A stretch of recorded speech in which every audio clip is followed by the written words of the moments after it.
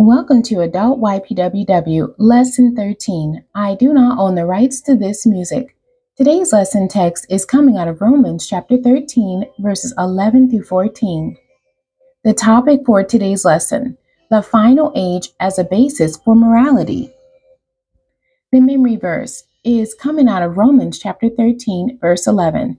I will read the King James Version first and then the New International Version.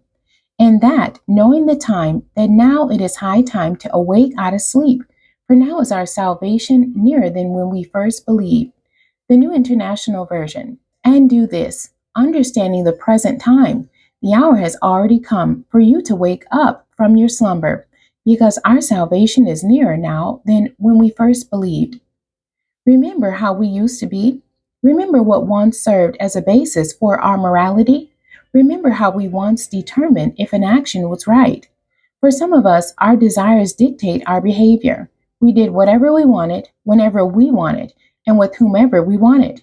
We felt no remorse when we wronged that someone, nor did we have any reservations about hurting other people's feelings. In other words, our objectives were the foundation upon which our conduct was based. But God delivered us. He gave us the chance to get free from the dictates of our flesh. He gave us the power to live good lives. In short, He cleaned us up. What is more, He promised that if we would endure to the end, we would be saved. Since we must keep the end in mind, this last lesson will be concerned with the role of eschatology in our lives. We want to talk about its ability to serve as a basis for our actions. The goal will be to allow our perception of the future to be that power that enables us to transform the present. The epistle to the Romans contained Paul's most detailed Christology. In this document, he gives a great deal of time to discussing the saving work of God in Jesus.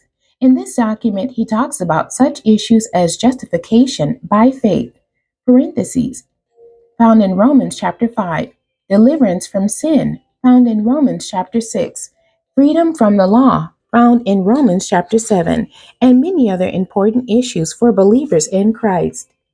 In our particular passage, Paul is admonishing Christians about the imminence of the end.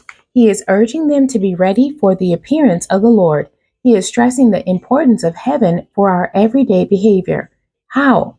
Number one, it can serve as a basis for our actions. Our desire to be with God should determine our goals. It should help to formulate the path our lives will take. Pleasing the Lord should be our ultimate concern. Number two, it can determine the form of our actions. Our desire to be with God should determine the way we go about reaching our goals. Notice the text. Paul admonishes the Christians in Rome to walk honestly, as in the day we should not stoop to lying, cheating, and stealing to make something out of ourselves. The questions for today's lesson. Number one, how should the doctrine of last things affect our conduct? Number two, is the reward of heaven or the punishment of hell the only basis for good conduct? Number three, is the fear of hell or the love of God the strongest incentive toward conversion? And number four, should the believer look for some of the rewards for a saved life in this quote, present world? The end. God bless you and thank you for joining me today.